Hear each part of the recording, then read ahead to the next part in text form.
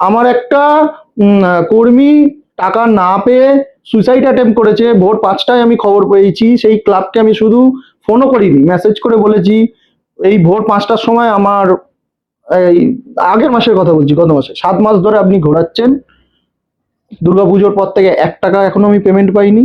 আমি আমার ইনকাম থেকে পুরো টাকা সব লেবারদের মিটিয়েছি, এখনো কিছু লেবার টাকা পায়।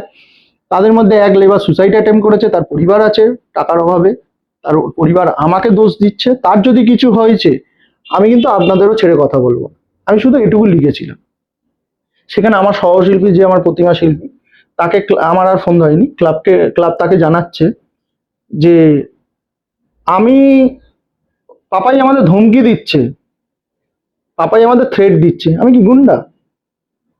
পাপাই আমাদের থ্রেট দিচ্ছে, আমি যদি পাপাইকে টাকা না দিও আমাদের কি করে নিতে পারবে, বা তোমাদের যদি কোনো আর্টিস্ট ফোন তারা আমার কি করে নিতে পারবে? আমাদের পাশে বড় ক্লাব আছে, তারা অনেক বড় আর্টিস্টকে টাকা দেয়নি, তাদেরকে কি করে নিতে পেরেছে? এ থেকে আমি কি বুঝতে পারছি, বার্তাটা কি যাচ্ছে? এটা একটা অভ্যেস দাঁড়িয়েছে একদম। কিছু কিছু ক্লাবের এটা অভ্যাসে দাঁড়িয়েছে। তো আমি যদি এটা নিয়ে কমপ্লেন করি, কাকে করব?